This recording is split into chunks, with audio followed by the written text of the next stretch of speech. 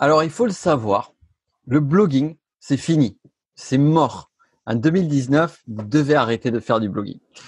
Alors, j'ai envie de commencer cette interview de façon un petit peu provocatrice pour justement prouver que ce qu'on peut entendre ça et là, ce qui peut être dit, peut être totalement faux.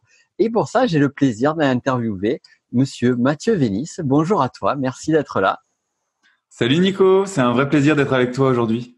Mais pour moi aussi. Alors, on va commencer justement pour entrer dans le vif du sujet. Avant de t'inviter à te présenter, j'aimerais juste que tu nous donnes un chiffre, un seul et unique chiffre. On vient d'en parler juste à l'instant en off. C'est quel est ton nombre de visiteurs par mois? Alors on a regardé justement dans Google Analytics et sur les 30 derniers jours, c'est vraiment les stats les plus fraîches, je suis exactement à 321 971 visiteurs. 321 971 visiteurs. Imaginez que vous ayez vous ayez ce nombre de personnes-là qui arrivent tous les mois sur votre site internet et tout le potentiel qu'il peut y avoir derrière cela. Alors, justement, est-ce que tu peux nous dire de quoi traite ton site internet, comment tu l'as créé et comment tu en es arrivé à ces beaux résultats qui, je suis sûr, font envie beaucoup d'entre nous, moi le premier. Alors je précise aussi que sur ce chiffre-là, c'est uniquement du trafic SEO gratuit. Alors, et SEO, on va pouvoir justement expliquer exactement ce que c'est parce que il y a, je vais donner les chiffres tout de suite, à peu près exact, 80% environ de trafic qui vient de Google Mhm. et environ 20% qui vient du réseau social Pinterest, qui est largement sous-exploité aujourd'hui, je trouve, par les entrepreneurs web. D'accord. Alors, de quoi traite mon site? Donc, mon site s'appelle Penser et Agir. C'est pas un site récent. C'est aussi pour ça que ça fonctionne en SEO. C'est un site que j'ai créé en février 2012 exactement. Et sur la thématique, on est sur, alors à la base et à l'origine du développement personnel. Et aujourd'hui, c'est surtout de la psychologie. Il y a beaucoup de thématiques abordées sur Penser et Agir. Et on peut voir ça aujourd'hui comme une sorte de magazine qui va traiter de développement personnel et de psychologie. D'accord, super intéressant. Donc, tu as créé ce site en 2012. Ouais, exactement, en février 2012. Alors, j'avais commencé en parallèle à l'époque de mon travail d'ingénieur. J'étais ingénieur dans ce qui s'appelle l'ingénierie des modèles. Pour faire simple, c'est ingénieur en informatique. Mais au lieu de coder, on passe plus son temps à faire des schémas, quoi. Et j'en avais un peu marre, et donc j'ai créé ce site en parallèle, voilà, en 2012. C'est venu d'une passion, j'imagine. Ouais, depuis mes 17 ans, je suis passionné par la psychologie et le développement personnel. Surtout la psychologie, je trouve que le mot développement personnel a une connotation un peu pessimiste en France, à tort. Mais ce qu'on oublie aussi souvent, c'est que le développement personnel est basé avant tout sur la psychologie, et je suis surtout passionné de psychologie. D'accord. Donc, du coup, au début, tu es parti sur le classique, j'ai envie de transmettre ça, et puis finalement, tu as vu un potentiel sur le site internet en lui-même, j'imagine. Alors non, pas, je suis pas le bisounours qu'on raconte tout le temps. Non, non, alors j'avais vraiment envie de transmettre ma passion, ça c'est vrai. Par contre, j'ai créé le site pour en faire mon métier à l'origine parce que il y avait, alors à l'époque, Olivier Roland qui se lançait avec Blogueur Pro.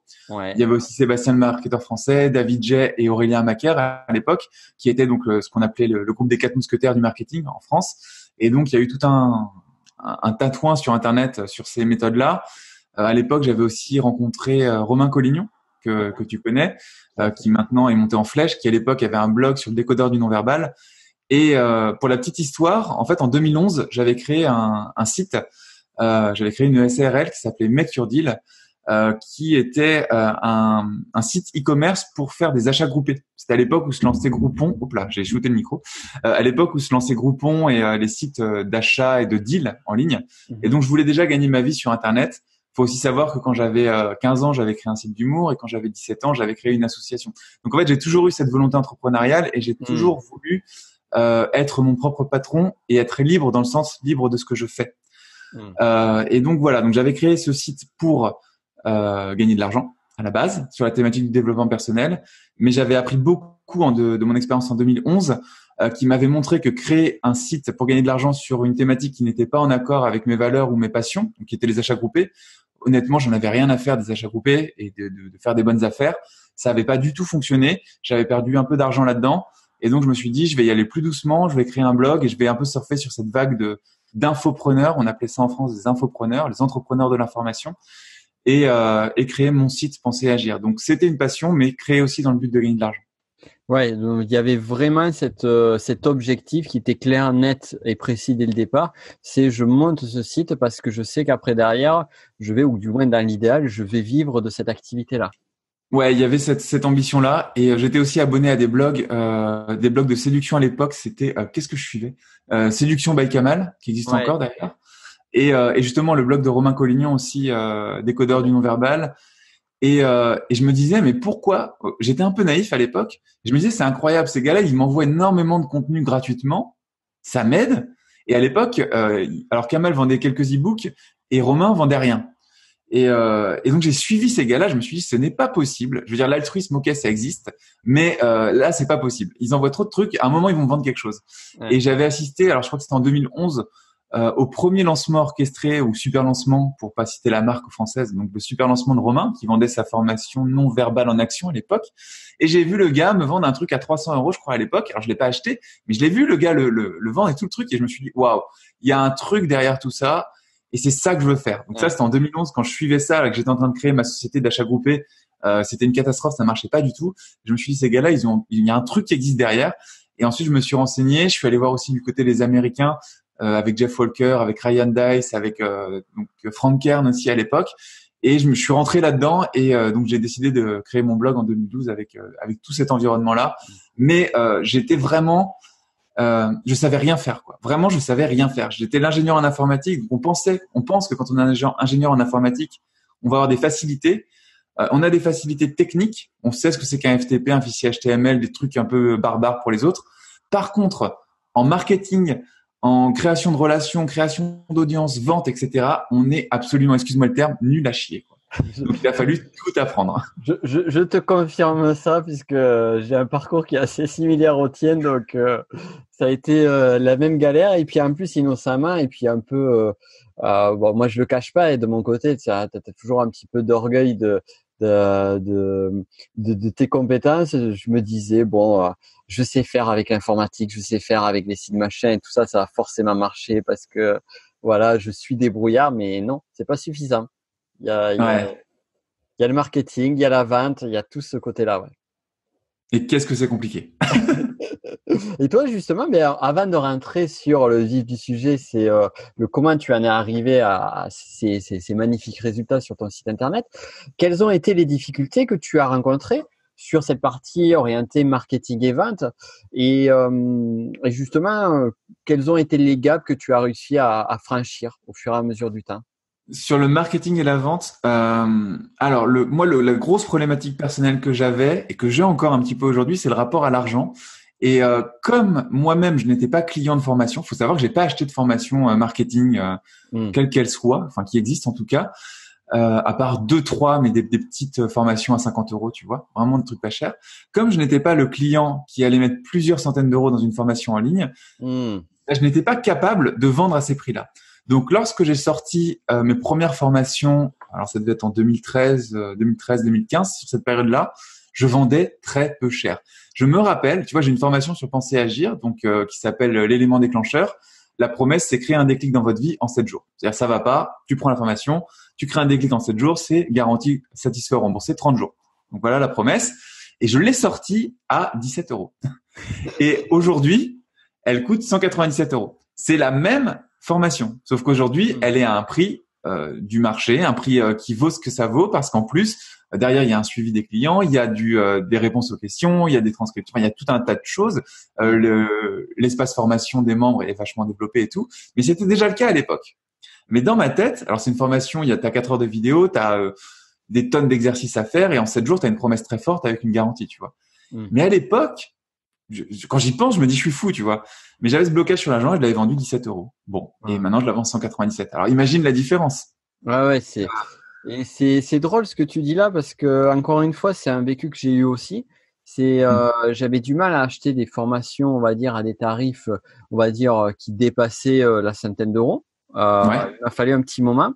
Et justement, ça se répercutait comme toi sur mes prix, qui étaient des prix ridicules sur des formations. Et après coup, alors je sais pas toi comment justement tu as réussi à faire ce cap-là.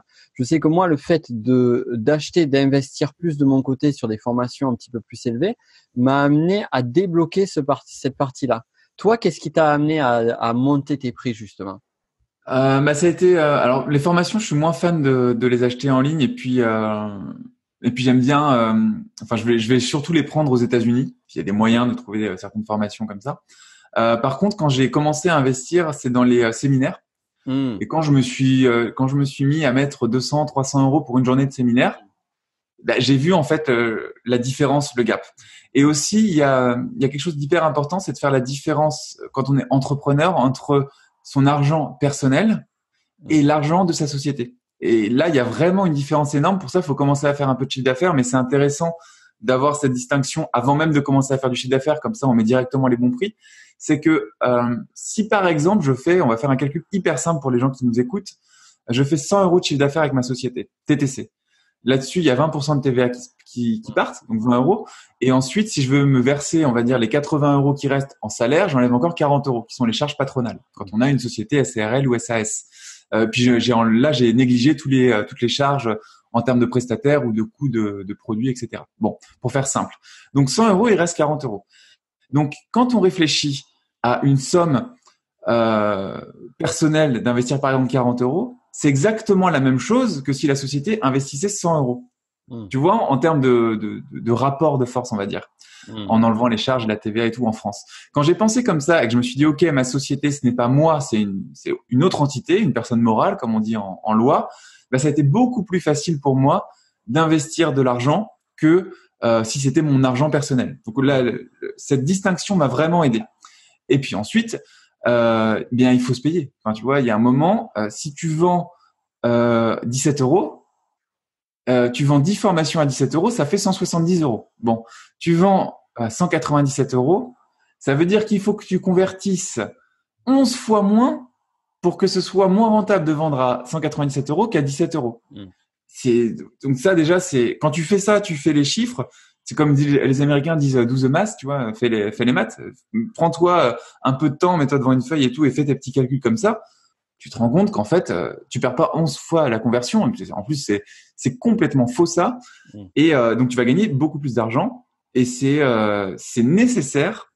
C'est pas un caprice ou juste le fait de se dire c'est mentir. C'est nécessaire si tu veux un jour pouvoir te payer. Donc, il y a un moment, faut regarder la vérité, avec la vérité en face et comprendre pourquoi les gens vendent à ces prix-là. Et toi aussi, vendre à ces prix-là pour pouvoir te payer tout simplement. Ouais, complètement. Et je rajouterai un autre point, tu vois, si ça peut vous aider, moi ça m'avait vachement débloqué aussi dessus. C'est, tu parlais des séminaires qui durent une journée et finalement le contenu, si on parle en termes de contenu pédagogique sur une formation d'une heure, 2 heures, 3 heures, comparativement à un séminaire, tu peux trouver à peu près le même niveau de contenu, voire parfois plus. Et de mon côté, c'était les formations en présentiel. Quand je me suis formé à la PNL, tu vois, jusqu'au niveau d'enseignant, ne serait-ce que le niveau d'enseignant, c'était, alors j'ai plus les prix, mais c'était 5000 balles pour 21 jours de formation. Donc, quand toi, après, tu vas vendre une formation numérique à 100, 200, 300 ou 400 euros et que tu sais le contenu qu'il y a comparativement à une formation en présentiel, effectivement, il y a toujours ce gain qui est présent, et c'est bien aussi de mettre, comme tu dis, mettre les choses en perspective par rapport à d'autres façons d'accéder à cette connaissance-là. Ouais, non, t'as vraiment raison. Et en France, il y a encore en tout cas dans le développement personnel, tout ce qui est psychologie, toutes ces choses-là, il y a encore énormément d'éducation à faire sur le marché parce que les gens ne se rendent pas compte du coût de l'information. Et il y a encore cette envie d'avoir des objets physiques ou de la prestation présentielle qui coûte du temps à l'instructeur et donc qui coûte très cher, alors qu'en dématérialisé, c'est plus ou moins la même chose à partir du moment où on peut être autodidacte et autonome et on a les mêmes informations. Donc et ça a un coût. Et dans l'infoprenariat, en tout cas à l'époque, 2012-2015, c'était vraiment pas ancré dans nos têtes et on vendait vraiment pas cher parce que nous-mêmes, on n'avait pas compris que ça avait une vraie valeur ce qu'on faisait. Ouais. Il faut respecter la valeur de ce qu'on crée. C'est vraiment important. Et en plus, un autre avantage de faire ça, c'est que quand vous vendez on va dire à 200 euros au lieu de 17 euros, vous n'allez pas attirer les mêmes personnes. Ouais. Et ça évite d'avoir ce que j'appelle les touristes ou les emmerdeurs, c'est des gens qui s'investissent pas vraiment dans une formation, qui vont mettre 17 euros pour, je sais pas, tester une garantie de remboursement ou ou juste comme ça parce que c'est pas cher. Alors que 200 euros, les gens réfléchissent avant de les mettre, c'est normal, c'est une grosse somme.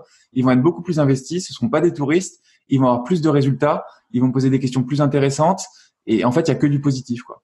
Tu viens de soulever un point qui est vraiment très intéressant.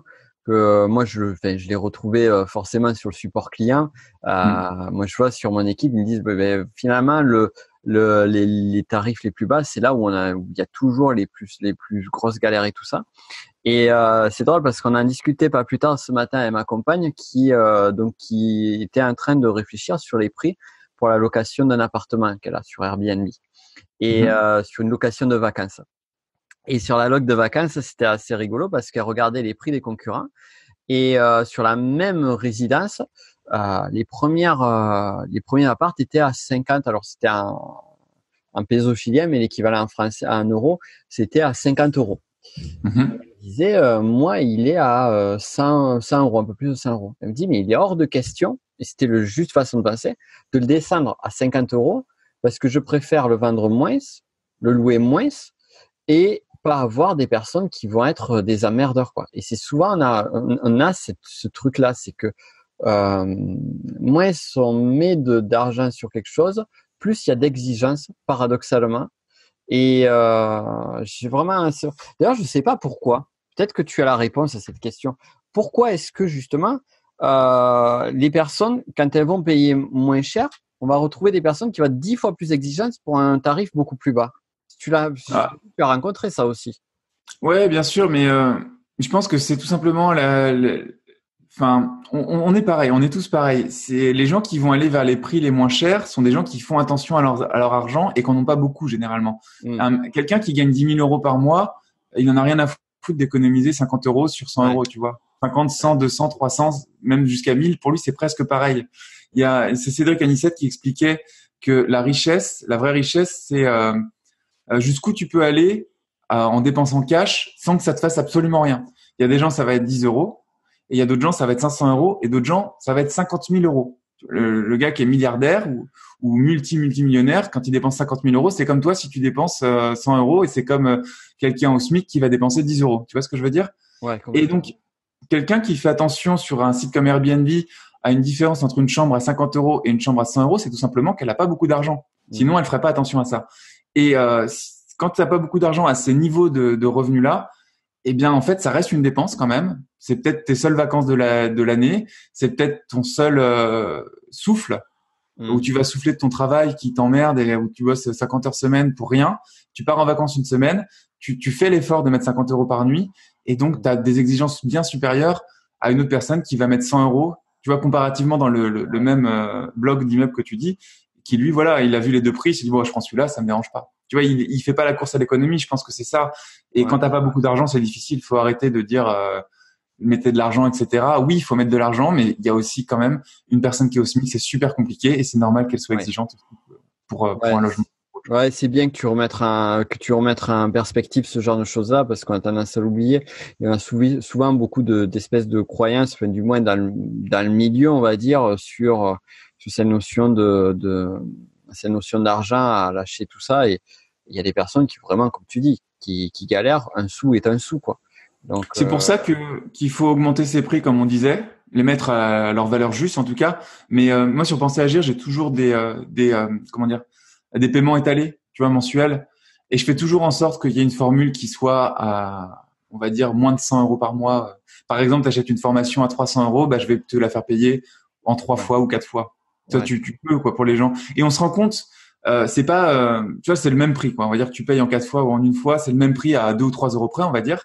Et ben, tu te rends compte qu'il y a des gens qui payent en une fois parce qu'ils n'ont tout simplement pas de problème d'argent et d'autres gens qui payent en 4 fois. On pourrait se dire que que les gens vont payer en 4 fois et puis faire des arnaques ou autre pour pas payer les dernières mensualités. C'est faux. Dans la majorité des cas, c'est la grande majorité des cas, c'est faux.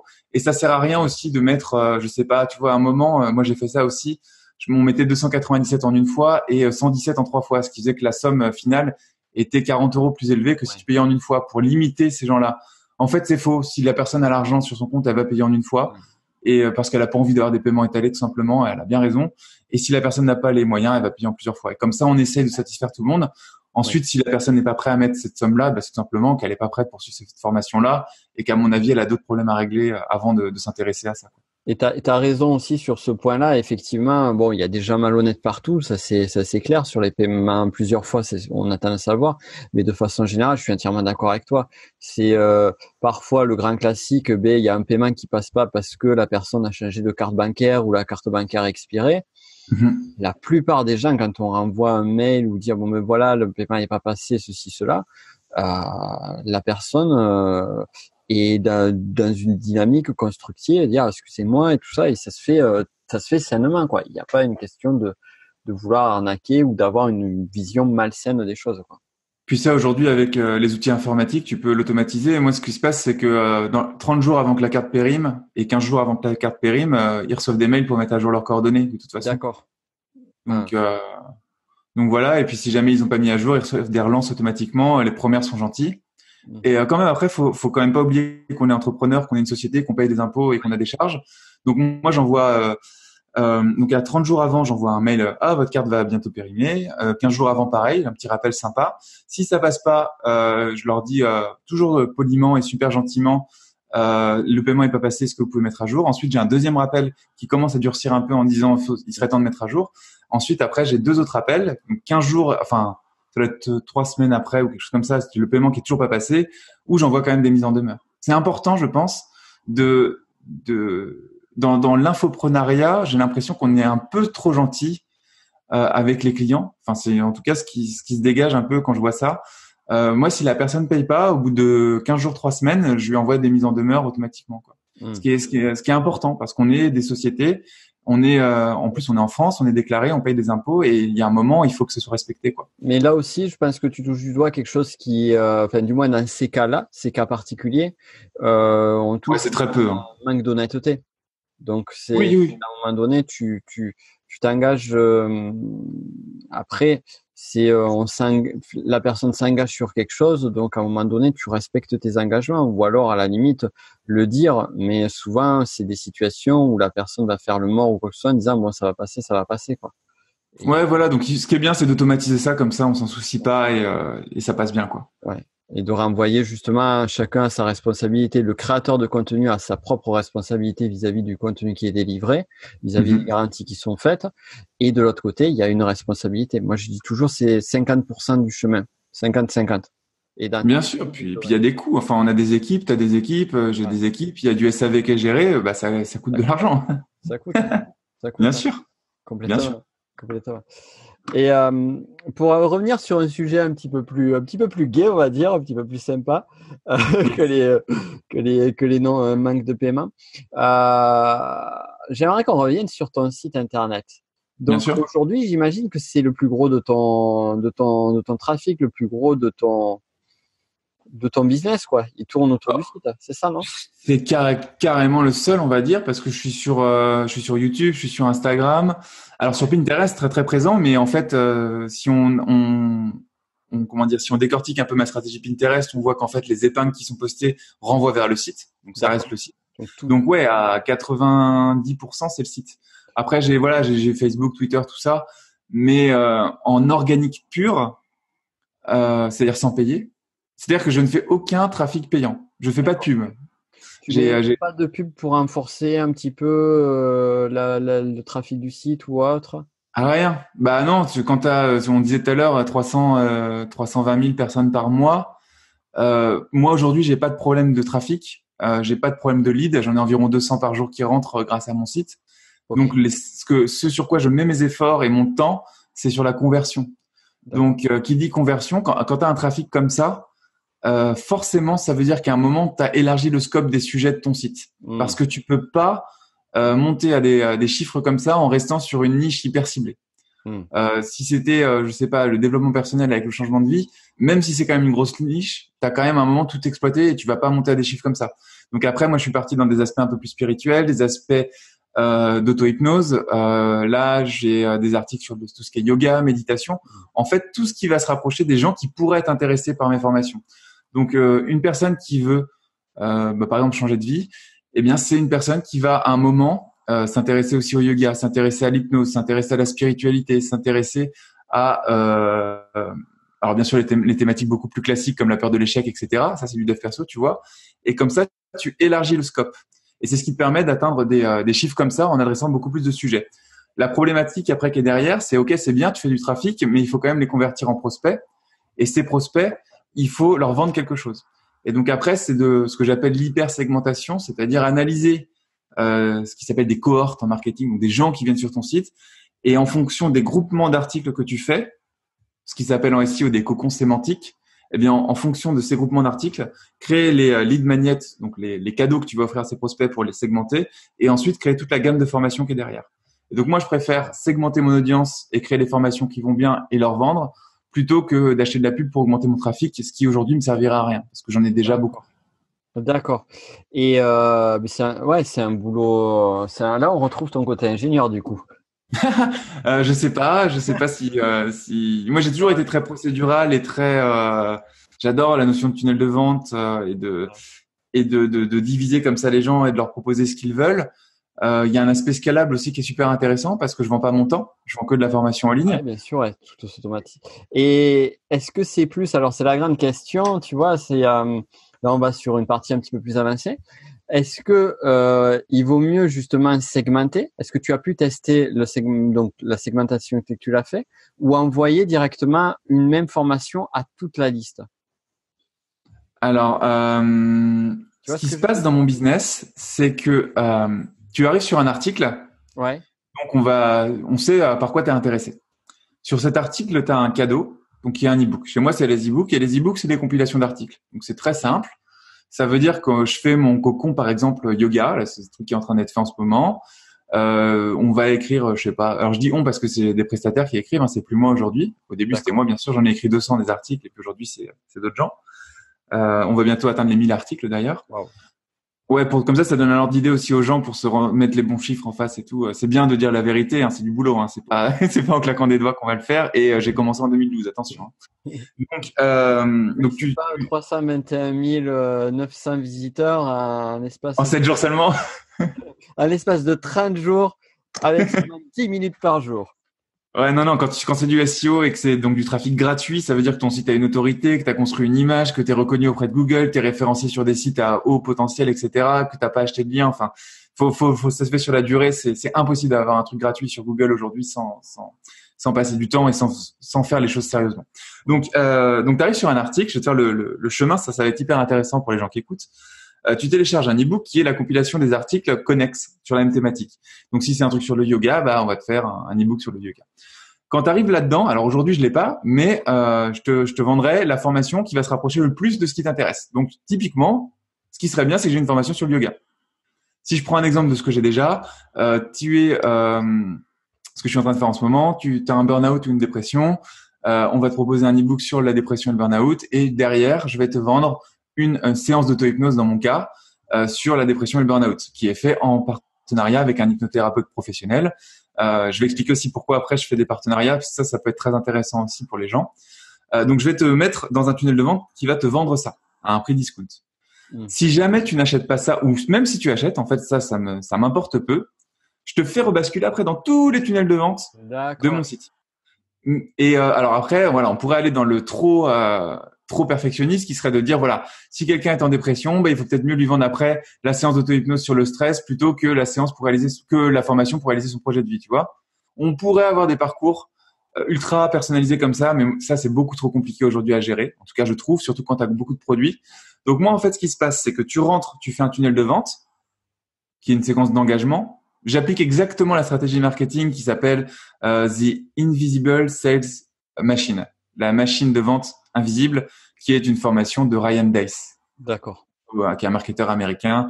Ryan, R-Y-A-N, et Deiss, D-E-I-S-S. Il a fait une formation, la machine à vendre. Et c'est ça que j'applique depuis 2015. Donc, en gros, tu essayes de vendre quelque chose. Et ensuite, s'il a acheté ou il l'a pas acheté, ça change rien. Tu lui fais reparcourir les tunnels de vente de ton système, les autres, parce qu'il est potentiellement intéressé par autre chose. Et ça se fait plutôt bien. C'est plutôt facile.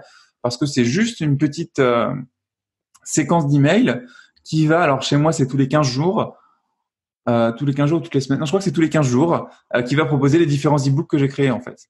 Donc en fait tout est très logique. Tu prends une thématique, En SEO, ça s'appelle un cocon sémantique.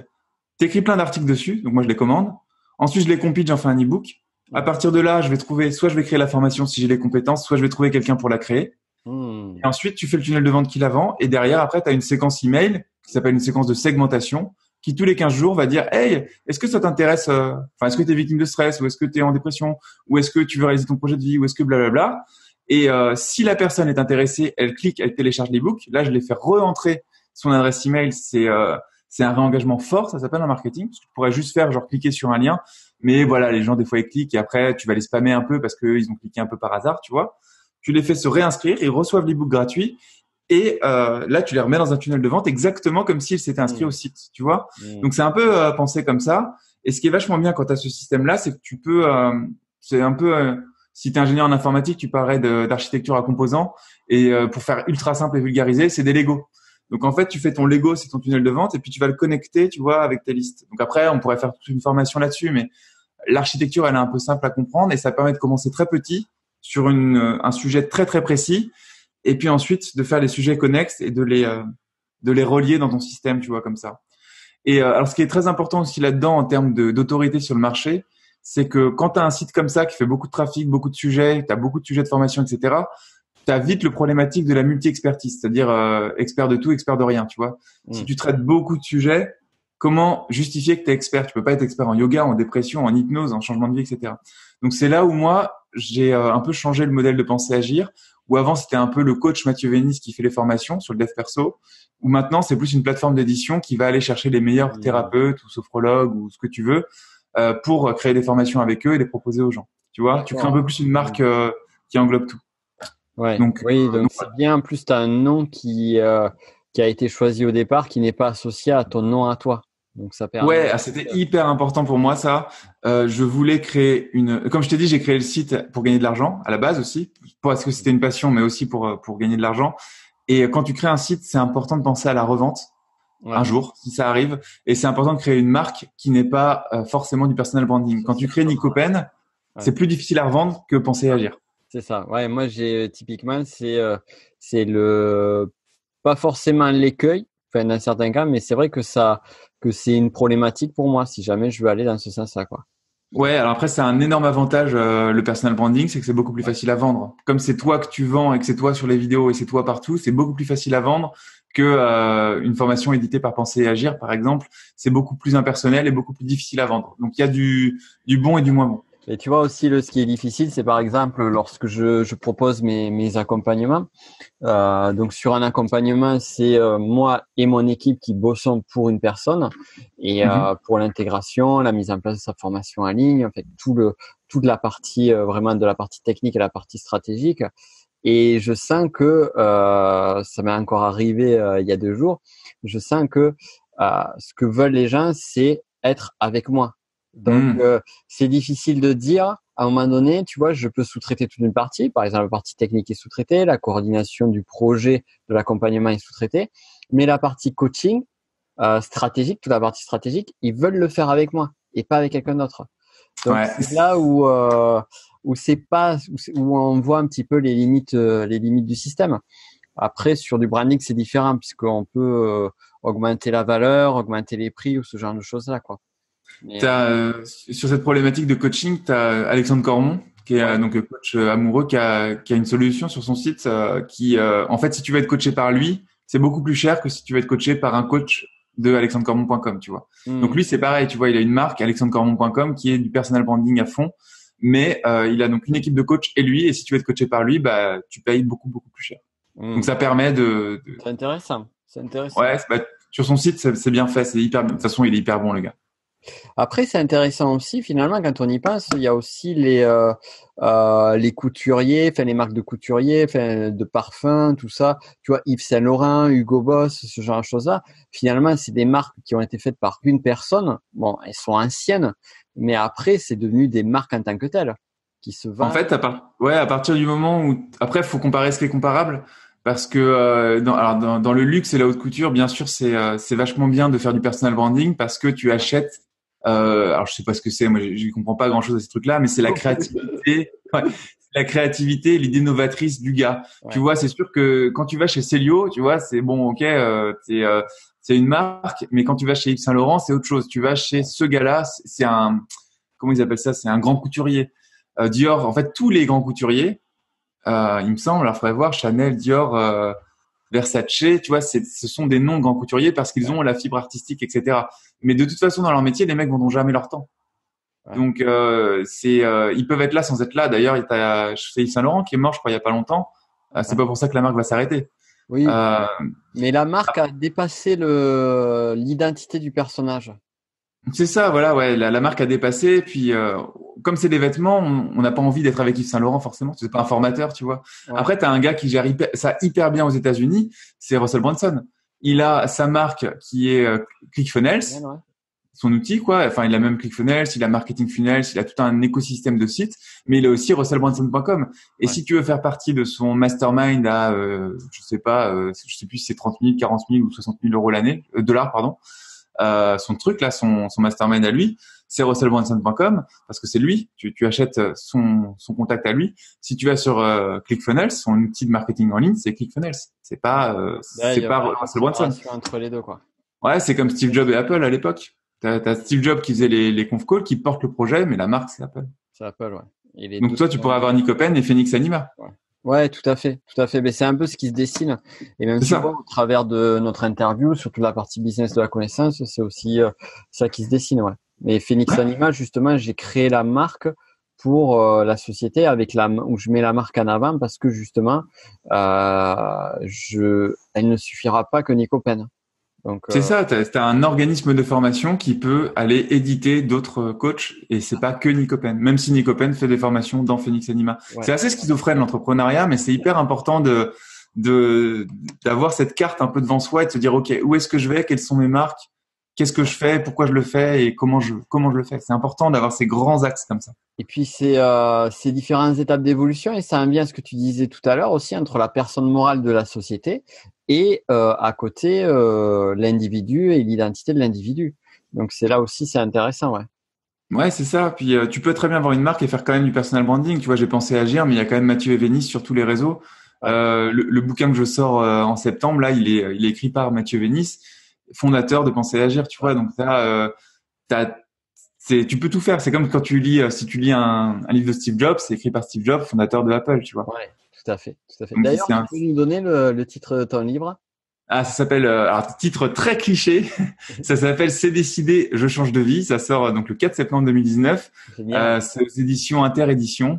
Et donc le Interédition, c'est une grosse maison d'édition puisque c'est le groupe Hachette, donc première maison d'édition de France. J'étais super content quand ils m'ont contacté. Je crois d'ailleurs qu'il est déjà en précommande sur Amazon. C'est eux qui gèrent tout. Ça c'est bien quand t'es un éditeur, ils font tout, tu vois. En tant qu'infopreneur ou entrepreneur solitaire, on avait l'habitude de tout faire soi-même, de tout apprendre. Et là, en fait, ils font quand même beaucoup de choses. Donc c'est assez cool. Donc je crois qu'il est sur Amazon là. Et c'est un livre de développement personnel un peu particulier puisque c'est un jeu en fait. Où la personne répond à des questions, il y a plein d'infographies, il y a 60 pages, c'est pas des infographies, des illustrations, pardon. 60 pages d'illustrations sur les 200 pages du bouquin, tu vois, donc c'était ce que j'appelle un livre d'enfant pour adultes, où on fait de la psychologie, on aborde des notions compliquées de psychologie, mais de façon extrêmement simplifiée, pour que n'importe qui a envie de changer de vie puisse le faire le plus simplement possible, en répondant à des questions, en gribouillant dans son bouquin et en avançant dans les étapes du jeu. Donc voilà, ça s'appelle C'est décidé, je change de vie. Pour l'instant, promo, la minute promo. C'est d'ailleurs, j'avais vu tes stories sur Insta, ça a l'air vachement chouette, quoi. J'ai trouvé que c'était bien la mise en forme et top, ça a l'air très très ludique, donc c'est cool, quoi. Bah, tu vas recevoir ton exemplaire dédicacé fin août. Dès que j'ai ton adresse, je t'avais demandé ça il y a quelques semaines. Tout à fait. Fin août, alors il arrive. Comment? Fin août, je l'aurai un privilégié. Ouais, fin août, je fais les dédicaces la semaine prochaine. C'est jeudi prochain que je vais à la maison d'édition pour écrire toutes les dédicaces. J'en ai 35 à faire, je crois. Ouais. Est-ce que je l'envoie à 35 influenceurs que je connais. D'ailleurs, Yannick Alain en fait partie aussi, qui est ton associé. Tout à fait. Et donc, je vais aller faire toutes les petites dédicaces là-bas. Et donc, vous devriez le recevoir fin août, début septembre à peu près. Ah, c'est cool. Génial. Ouais. Génial. Impec. On va revenir sur le sujet de l'interview qui est ton site internet. Yes. À quel moment tu as eu une véritable croissance? Parce que j'imagine au début, ça devait être frustrant, comme on l'a tous eu, le classique. De toute façon, c'est pareil. Dites-vous, vous qui nous écoutez, c'est pareil partout. Qu'on soit sur YouTube, sur Instagram, sur le site, sur un site internet, sur de la pub, au début, c'est la misère, on galère et ça prend pas. À quel moment tu as vu les premiers soubresauts et à quel moment tu as vu que ça a commencé à avoir une allure des plus aguichantes, on va dire. Alors sur Pensée Agir, donc sur le blog, on va remonter en 2012. Je me rappelle que j'ai eu, je le raconte dans le bouquin ça d'ailleurs, c'est ce qu'on appelle la traversée du désert. Ouais. J'ai eu 6 mois en gros où il y a toi, ta mère, ton frère qui vont sur le site quoi en gros. Et t'as à peu près personne. Alors on va dire que C'est horrible. entre 3 et 6 mois, tu peux espérer avoir une centaine de visiteurs par mois, mais c'était en 2012.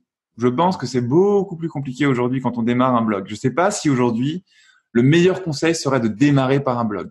C'est un conseil qui fonctionne. Comment? C'est plus compliqué aujourd'hui parce que j'ai l'impression que tous les concurrents sont partis ailleurs, en fait. Ah mais ça c'est génial. En fait ça c'est génial pour moi. C'est-à-dire que alors on va faire un petit cours SEO, tu vois. Ouais. Sur le SEO, tu as un indice qui est calculé par un outil SEO qui s'appelle Majestic, qui est le TF, le Trust Flow. Donc c'est l'indice de comment dire d'autorité que Google a, enfin en tout cas une estimation de cet indice que ton site, voilà, plus ton Trust Flow va être élevé, plus Google va dire ce site, ok, il est connu, il est reconnu, il est important. Donc dans ce Trust Flow, il y a deux trucs on va dire qui sont importants. T'as la fréquence de publication sur la durée d'existence de ton site et t'as aussi depuis combien de temps il existe. Ça fait partie des critères pour avoir un Trust Flow élevé. Penser Agir, c'est un site qui s'est jamais arrêté de publier. Alors pas depuis 2012, mais on va dire depuis 2015, un truc comme ça. On publie tout le temps. Ça s'arrête jamais. Donc le site est hyper ancien, la marque, le nom de domaine Penser Agir est hyper ancien, et en plus on publie tout le temps. Donc Google il dit waouh. Comment? Quelle est ta fréquence aujourd'hui? Ouais. Aujourd'hui, 2 articles par jour, donc 60 articles par mois. Waouh. Non, c'est gigantesque, c'est gigantesque.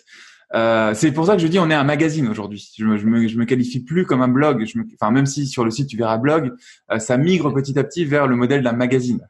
C'est vraiment un truc qui a, voilà, ça a pris une grosse ampleur. Donc il y a ça. Donc dans mon cas, quand tout le monde est parti sur Facebook, YouTube, etc., pour moi, quand j'ai vu ça, je me suis dit mais les gars, vous êtes en train de faire un effet de mode. Gardez la base du développement personnel qui dit les bases, toujours les bases, faites les bases, approfondissez les bases. Creuse un trou de 100 mètres plutôt que 100 trous de 1 mètre, tu vois, c'est des trucs de dev perso de base. Et on oublie tout le temps ça. Donc moi, j'ai vu tout le monde se barrer sur les plateformes, j'ai fait OK, pourquoi pas, je vais tester, mais je garde mon blog et je continue d'alimenter. Ce qui est génial avec un blog, c'est qu'on peut déléguer l'écriture d'articles. T'es pas sur la vidéo, tu vois, t'es pas sur l'article, donc tu peux déléguer ça. Donc ça vaut vachement le coup. Et donc j'ai continué ça. Et avec l'ancienneté plus la fréquence de publication, pour moi, c'est en effet, c'est une aubaine que tout le monde soit parti sur les autres plateformes. Par contre, quelqu'un qui démarrait aujourd'hui, c'est quand même vachement plus compliqué parce qu'il y a beaucoup plus d'articles sur Google aujourd'hui qui sont référencés, des milliards et des milliards de pages. Il faudrait faire, ça se trouve, les données, je les ai pas en tête, mais si tu regardes en 2019 et en 2012, tu verras que tes concurrents, c'est incroyable. Et ce qu'on appelle le référencement à la longue traîne, c'est-à-dire plutôt que se référencer sur je sais pas moi sur tarte aux pommes, eh bien je vais me référencer sur tarte aux pommes cuite au four, tu vois, un truc plus long, un mot-clé plus long, ce qui s'appelle le référencement à la longue traîne. Plus le mot-clé est long, moins il y a de concurrence forcément parce que moins il y a d'articles sur le mot-clé long, c'est la base du référencement, et ben ta longue traîne elle augmente de plus en plus, tu vois. Donc c'est quand même plus compliqué. Moi aujourd'hui quand j'écris un article, alors je sais plus exactement, c'est plus moi qui trouve les mots-clés aujourd'hui. Mais je crois que on va cibler les mots-clés qui vont être recherchés entre 500 et 1000 fois par mois. Tu vois? Ça veut dire que si tu arrives à être premier sur Google, tu vas avoir entre 500 et 1000 personnes par mois. Ce qui reste très peu au regard de 321 000 personnes par mois, tu vois? Et en plus, quand tu écris des articles, tu seras jamais, même moi, je suis jamais premier sur Google sur tous les articles que j'écris. Loin de là, loin de là, loin de là.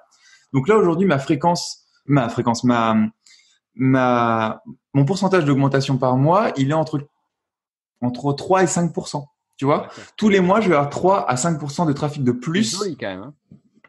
Sur 321 000, ça représente, je sais pas, ça représente, c'est comme si tu rajoutais un jour dans le mois à chaque fois à peu près, je crois. Tu as l'effet cumulé après qui se met derrière. Hein. Bien sûr, et voilà, et donc on arrive là. C'est pour ça aujourd'hui que j'ai des chiffres comme ça. Mais attention, pour 3% d'augmentation de mon trafic, alors attention, il faut faire 3% de 321 000. Hein. J'écris 60 articles par mois qui sont sélectionnés par une personne dont c'est le métier. C'est pas moi qui sélectionne les trucs. Et il est meilleur que moi, c'est-à-dire que je pourrais même pas t'expliquer exactement comment il fait. C'est là où quand tu as une société, tu vois aussi que tu t'entoures de personnes qui sont meilleures que toi pour certains domaines. C'est difficile à admettre au début quand on s'est formé. Tu vois, moi j'ai passé des années à essayer de comprendre le SEO. C'est quand même assez compliqué. J'ai même été directeur marketing. J'ai été ingénieur en 2012, mais après j'ai été directeur marketing d'une boîte aussi quand j'ai dû retrouver un job salarié à un moment dans l'histoire de Pensée Agir parce que j'arrivais pas à me payer, tu vois. Et dans cette boîte-là, j'étais chargé du SEO, tu vois. Et le jour où tu trouves un gars qui est meilleur que toi et tu l'embauches et tu le payes, ça fait mal à l'ego, mais c'est hyper important d'admettre ça. Et à un moment de te dire, ok, j'ai pas toutes les compétences et il y a des gars qui sont meilleurs et tu les mets au bon poste, quoi. Donc, tu vois, voilà, c'est fait de façon presque industrielle aujourd'hui sur mon site. Le blogging n'est absolument pas mort. Ça fonctionne très très très très bien, mais il faut être professionnel. C'est-à-dire qu'aujourd'hui, si tu veux lancer un site web ou un blog, faire du marketing de contenu et du SEO, donc de l'organique, du gratuit, c'est un métier, c'est professionnel. Là où sur YouTube par exemple, il y a encore des canaux. Enfin, il y a encore des gars qui s'en sortent. Je pense à Stanislas Leloup de Marketing Mania, qui a monté sa chaîne à 250 ou 300 000 personnes. C'est hallucinant. En 2 ou 3 ans. Mais surtout en faisant presque pas de vidéos. C'est-à-dire, il fait une vidéo par mois, je crois, le gars. Mais ses vidéos, elles sont incroyables. Tu vois, c'est pas la même chose. Il y a beaucoup t'as deux façons, par exemple, d'appréhender YouTube. T'as la même stratégie qu'un blog SEO, faire du référencement à la longue traîne. C'est ce que fait Alexandre Cormon. Il va te faire, donc lui, coach amoureux, il va te faire toutes les vidéos sur comment oublier son ex quand on l'aime, comment oublier son ex quand on a machin, enfin, tu vois, il va te faire toutes le truc à la longue traîne qu'on parlait. Il va faire la même chose sur YouTube. Faut pas oublier que YouTube, c'est Google, donc c'est les mêmes règles. Et t'as les petits malins comme Stan, des petits génies, tu vois, qui arrivent à faire des vidéos qui sortent du lot.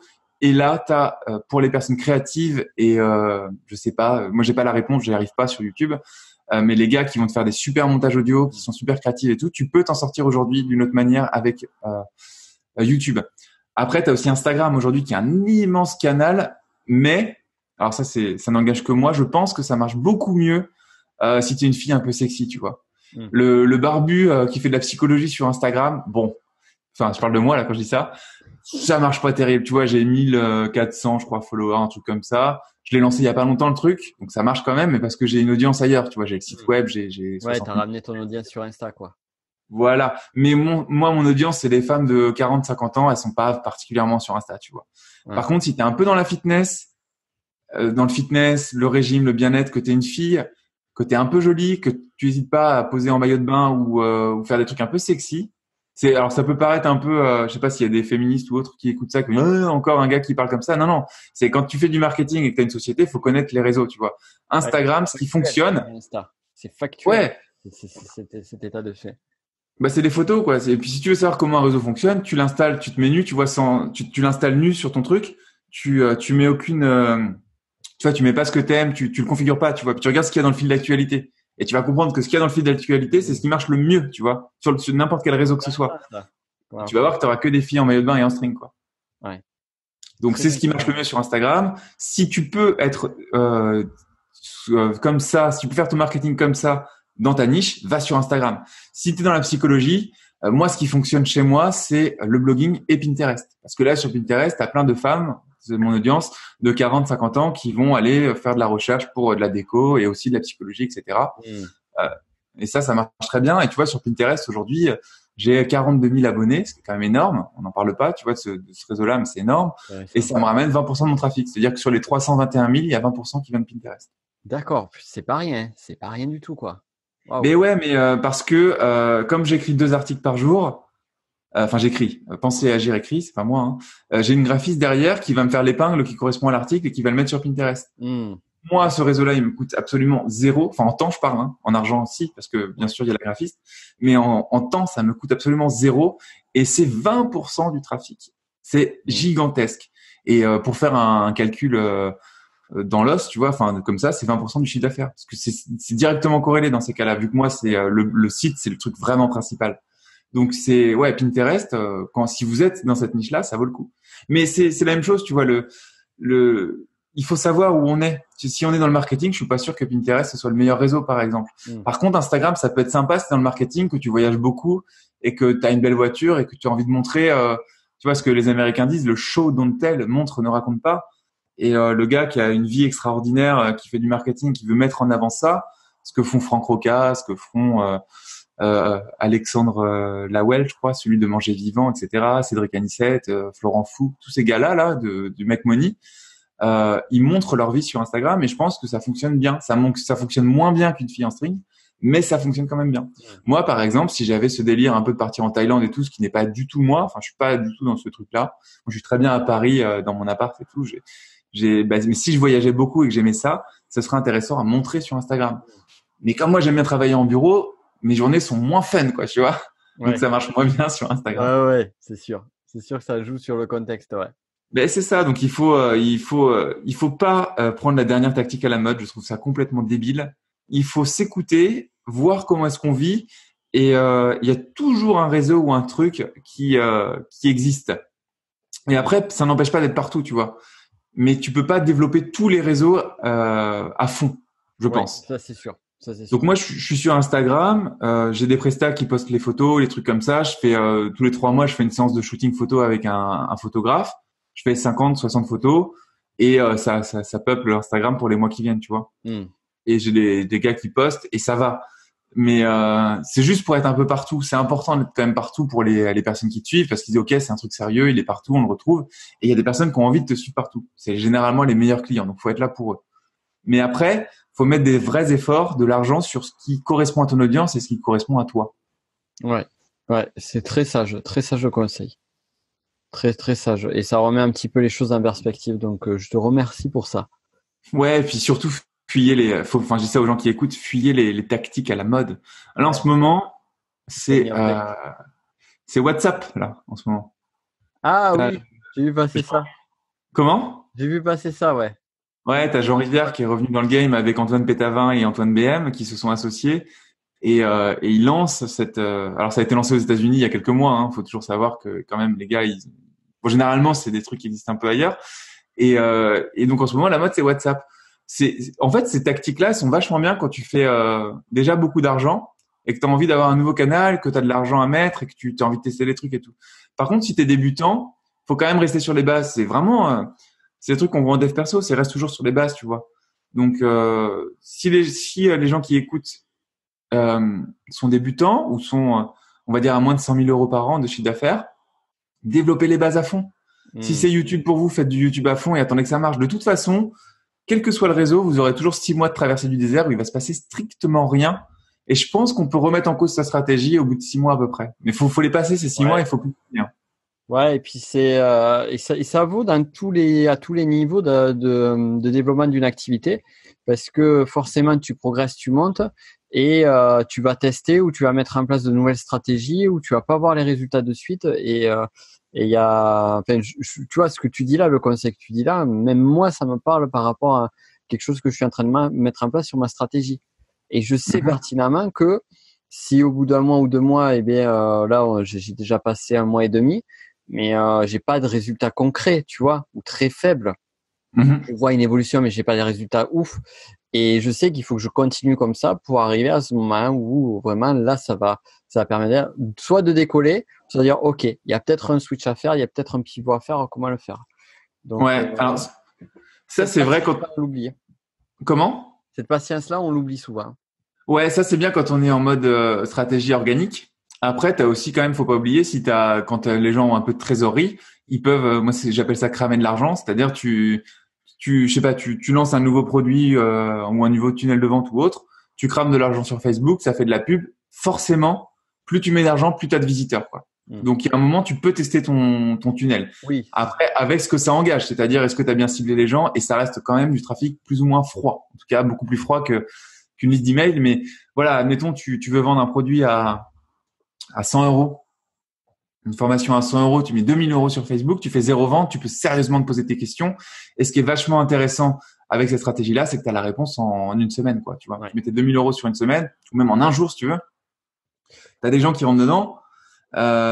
Si tu vends 0, à la fin, tu mets un sondage. Pourquoi vous n'avez pas acheté? Tu as une matière phénoménale. Donc, il faut pas non plus dire que la publicité, c'est mal ou qu'acheter, c'est mal. Non, c'est bien, hein, c'est intéressant. Mais après, la publicité, malheureusement, tu vois, j'essaie de transposer par rapport à ce que je suis en train de mettre en place en termes de stratégie. Typiquement, puisque j'ai investi pas mal en publicité, là, ça ne marche pas, quoi. Ça marche Alors, pas. moi, j'ai jamais réussi. Enfin, moi, j'étais à l'équilibre à l'époque. Alors, quand j'ai fait de la publicité, je crois que moi, j'ai fait que sur Facebook. Ouais. Je crois que j'avais testé en 2015, quelque chose comme ça. J'ai dû mettre jusqu'à 7 ou 8 000 euros, je crois. Et j'ai pas perdu d'argent sur la somme globale, mais j'en ai pas gagné. Donc, ça faisait du prospect. C'est même pas une question de cash flow, enfin, positif ou négatif, de retour sur investissement positif ou négatif. C'est même que c'est même pas applicable, tu vois. Donc, D'accord. C'est parce que tu dois être dans un cas un peu plus particulier, du coup. oui, voilà, tout à fait. Tout à fait. Mais moi, je suis toujours dans les cas particuliers. Sinon, c'est pas drôle. Faut faire attention à ça aussi, hein.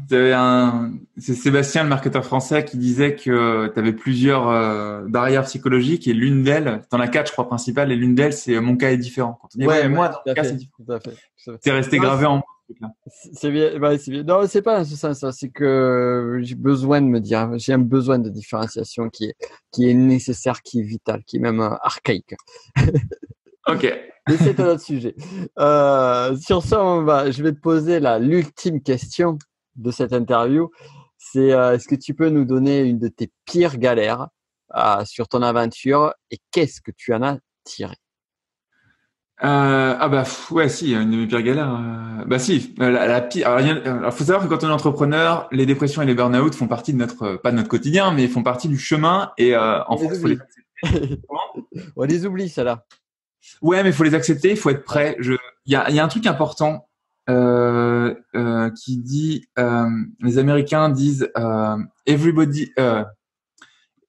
everybody could be an entrepreneur, but not anybody. Ça veut dire tout le monde peut être entrepreneur, mais pas n'importe qui. C'est-à-dire que pour être entrepreneur, t'as pas besoin de diplôme, de richesse, de milieu social, de contact particulier à la base. N'importe qui peut devenir entrepreneur et on voit des réussites absolument partout, que ce soit comme Maître Gims dans la musique ou comme, Steve Jobs, Bill Gates et tous les self-made aux États-Unis et en France, des sportifs de haut niveau, etc. Donc tout le monde peut atteindre des niveaux exceptionnels. Le sexe, la culture, le niveau d'études, ouais. les niveaux sociaux. Vraiment, on a des exemples partout. Par contre, pas n'importe qui. Ça veut dire qu'il faut quand même avoir une capacité à travailler tout seul, une capacité à surmonter les dépressions, les trucs qui vont t'arriver dans la gueule, etc. Parce que la vie sera toujours là pour te rappeler certaines choses. Et c'est pas simple d'être entrepreneur. Et il faut pas dire que c'est simple parce que c'est vraiment pas bien de dire ça. Ça conduit les gens dans des mauvaises pistes qui ne sont pas pour elles. Donc ceci étant dit, ça fait 7 ans, enfin même ça fait plus parce que si on va en 2011 avec ma première boîte et puis même quand j'avais 17 piges, quand j'avais mon association qui était une forme d'entrepreneuriat aussi, on organisait des concerts à l'époque, d'ailleurs. Donc moi le pire truc c'est quand j'ai dû redevenir salarié, c'est-à-dire que j'avais ma structure en SAS et pour se payer, on l'a évoqué dans l'interview tout à l'heure, ça coûte très cher en France. Hein, il faut, c'est le double en gros avec les charges et compagnie. Quand tu vis à Paris, il faut quand même un peu d'argent. Et donc à un moment, je coûtais trop cher. C'est-à-dire soit je sortais de la société, je me payais plus et je pouvais réinvestir en prestataire, développer mes prestataires, mon audience, etc. Et faire en sorte que la société évolue. Soit je restais dedans et j'avais pas assez d'argent pour évoluer et en plus la société perdait de l'argent tous les mois parce que je coûtais trop cher. Coûter trop cher, ça veut pas dire que je me payais 10 000 euros par mois, hein, ça veut dire que je me payais 1000 balles par mois, tu vois. Ouais. Mais à ce moment-là, c'était pas possible, j'avais pas assez de chiffre d'affaires. Donc il a fallu que je sorte de la société, que je retrouve un travail salarié. C'est à ce moment-là que je suis devenu directeur marketing d'ailleurs sans diplôme de marketing, hein, juste avec mon expérience. C'est important aussi d'enfoncer. De le noter. Ben ouais, c'est important pour les gens de se dire tout ne tourne pas autour des diplômes. Les gens qui n'ont pas de diplôme se mettent ça en barrière mentale, c'est faux. Moi, mon diplôme d'ingénieur m'a servi à le fait que finalement ton expérience d'entrepreneur peut te permettre d'accéder à des choses sur lesquelles tu n'aurais pas accédé si tu n'avais pas eu Ah oui. ces choses-là, quoi. Aujourd'hui, je trouve un job en 15 jours payé à plus de 4 ou 5 000 euros net par mois. Sans aucun problème. Parce que j'ai des trucs à montrer, j'ai une expérience et tout ça. Donc voilà. Et puis c'est pas avec mon diplôme d'ingénieur, absolument pas. Et je le trouve on va dire au commencement du truc, enfin à l'embauche. Et après j'ai des augmentations derrière. Je sais que ça c'est possible grâce à mon expérience entrepreneuriale. Mais quand il a fallu donc du coup que je redevienne salarié, ça a été vraiment très très compliqué parce qu'il a fallu avoir un chef, etc. Accepter d'être diriger, enfin en tout cas qu'on donne des ordres. Le pire pour moi, c'est les horaires de bureau. C'est-à-dire, je suis un vrai bosseur, moi. Si je suis sur si on me fait faire ce que je sais faire, je suis un vrai bosseur. Je peux bosser vraiment longtemps et tout. Mais par contre, je peux pas être là à 9 heures et partir à 18 heures, tu vois. Moi, j'ai envie d'être là peut-être à 13 heures et partir à minuit, ou peut-être à 5 heures du mat et partir à 14 heures, tu vois. Mais j'ai pas envie tous les jours d'être là de 9 heures à 18 heures et si un jour j'ai pas envie de travailler, j'ai pas envie d'y aller, tu vois. Et quand t'as fait 6 ans d'entrepreneuriat ou 5 ans d'entrepreneuriat, ben t'as oublié ça, tu vois. Et tu reviens dans la vie réelle. Et en plus, j'étais dans une start-up, donc le patron comprenait ça. Par contre, les collègues comprennent pas, et tu peux pas avoir un gars qui fait ça et les autres, tu vois. Pour moi, ça a été horrible, mais horrible. Et en plus, tous les soirs quand je revenais chez moi vers 19-20 heures, ben après j'avais mon deuxième travail qui était OK. J'embauche les prestataires, je délègue tout, je développe Penser Agir, etc. Et donc je travaillais jusqu'à 2 heures, 3 heures du matin. Et ça, je l'ai fait pendant 9 mois. Putain. Et c'est ça que les gens voient quand on voit une réussite sur Internet, quelle qu'elle soit, on ne connaît pas ces histoires-là des gens, des entrepreneurs derrière, et on a tous, je pense, eu des trucs horribles comme ça. Et même en 2011, quand j'avais créé ma boîte, c'était en parallèle de mon job d'ingénieur. Pareil, on était deux là sur cette boîte-là. On était deux associés, on travaillait tous les soirs de 21 heures à 2 heures du mat. Et on a travaillé 1 an sur cette boîte. Et moi, j'ai perdu de l'argent, j'ai pas gagné d'argent. Mais c'est nécessaire pour apprendre les trucs, tu vois. Donc c'est pour ça que tout le monde peut être entrepreneur, mais vraiment pas n'importe qui. Et il faut être prêt à. C'est-à-dire que moi, j'aime bien faire ce que j'appelle les projections négatives. C'est si je reste salarié toute ma vie, comment je me vois à 40 ou 50 ans en faisant en sorte que tout a fonctionné, tu vois. Négatif dans le sens, on va dire, tout a fonctionné. Je gagne même 10 000 euros par mois parce que je suis toujours ingénieur et tout. Comment je suis, tu vois. Et moi, quand je fais cette projection-là, c'est ultra négatif.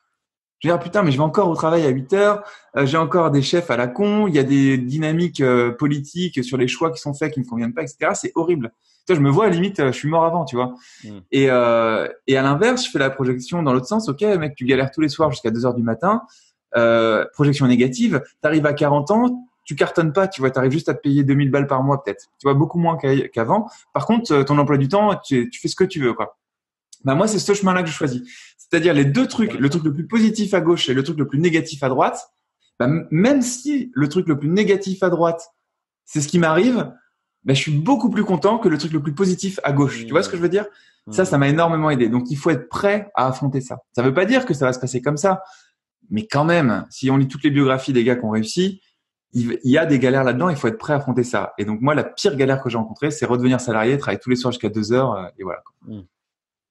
C'était horrible. Tu m'étonnes. Tu m'étonnes. J'ai appris énormément parce que voilà, j'étais aussi dans une start-up avec un gars qui était un espèce de pitbull du marketing, qui m'a appris énormément. Alors pas en marketing, un pitbull de l'entrepreneuriat, je voulais dire. J'ai pas appris beaucoup en marketing là-dedans. C'était une boîte marketing. En fait, j'étais directeur marketing d'une boîte marketing qui s'appelle 1 minute 30, qui est hyper connue en France. Ça s'appelle comment? 1 minute 30. D'accord. C'est la plus grosse. Ça me parle, ouais. Tu connais, ouais. C'est la plus grosse agence marketing en France, d'inbound marketing. Et donc j'étais directeur marketing de cette boîte-là. D'accord. Et le gars, donc il s'appelle Gabriel, qui gère ça, c'est une espèce d'entrepreneur, de multi-entrepreneur d'exception qui est incroyable. Et moi j'ai appris énormément j'étais au bureau avec lui, tu vois, donc j'ai appris énormément de son mindset d'entrepreneuriat. Marketing, j'étais déjà vachement avancé, donc j'ai pas appris énormément, même s'ils font du très bon travail. Moi, j'étais déjà très avancé, donc j'ai pas appris énormément. Par contre, gestion des équipes, gestion de l'entrepreneuriat, investissement, tout ça, j'ai appris énormément. Et cette expérience douloureuse m'a permis d'avoir l'équipe de prestataires que j'ai aujourd'hui, de monter à 60 articles par mois, enfin, je sais pas, sur les 2 ou 3 années, 2 ans qu'on suivi, j'ai multiplié par 8 mon trafic. Je sais pas si tu te rends compte, c'est incroyable, quoi. C'est énorme. C'est énorme. C'est énorme. Ah, mais c'est cool. Mais merci en tout cas. Merci pour cette belle interview. On a un peu dépassé, mais c'est ça qui est chouette, parce qu'au moins ça a été du contenu qualitatif. Pour finir, où est-ce qu'on peut te retrouver? Bah très simple, penseretagir.fr. Donc vous tapez penser et agir, c'est les deux infinitifs, hein, penser ER et agir dans Google. Vous pouvez taper Mathieu Vénis dans Google et puis après en théorie vous tapez quoi que ce soit en rapport avec la psychologie, des trucs comment vaincre la peur de l'échec, comment avoir confiance en soi, des trucs comme ça. Je serai pas loin normalement. Et après si vous voulez vraiment découvrir mon travail d'un point de vue développement personnel, là où j'ai tout mis vraiment c'est le bouquin. Donc c'est décidé, je change de vie. Il est disponible sur Amazon et en précommande et ça sort le 4 septembre 2019. Ça a été un an de travail je trouve en tout cas que j'ai fait quelque chose de bien. Et c'est un résumé de, je sais pas, 40 à 50 heures de formation en ligne qui sont condensées dans un bouquin de 200 pages avec 60 pages d'images, des exercices et tout ce qu'il faut dedans. Donc, si vous avez envie de faire du développement personnel ou de changer de vie, le livre, c'est bien. Voilà. Mais sinon, inscrivez-vous sur Pensez Agir. Génial. Ben, vous avez les liens de toute façon qui sont dans la description comme d'habitude. Et si vous avez aimé cette interview, parce que je pense que ça a été le cas parce qu'il y en a beaucoup de contenu, puis surtout parce que vous êtes là jusqu'au bout, pensez à la partager autour de vous. Comme ça nous aide à tous et à laisser un petit commentaire aussi. Ça fait un moment que je l'ai pas dit, donc profitez-en aussi. Merci à toi Mathieu pour toute la richesse de ce que tu nous as apporté aujourd'hui, pour le plaisir de la conversation et puis pour avoir donné de ton temps pour cela. Avec plaisir. Merci à toi, Nico. Mais merci. Et mais merci à vous de nous avoir écoutés. Et à très vite. Bonne journée. Salut. Et voilà, tu viens d'écouter un des épisodes de mon podcast Le business de la connaissance. Alors, si tu veux aller beaucoup plus loin et suivre l'intégralité des podcasts sur ce sujet-là, je t'invite à regarder en description de cette vidéo. Tu trouveras le lien pour pouvoir t'abonner à mon podcast Le business de la connaissance. Et ainsi, on pourra aller beaucoup plus loin ensemble. D'ici là, je te souhaite une excellente journée.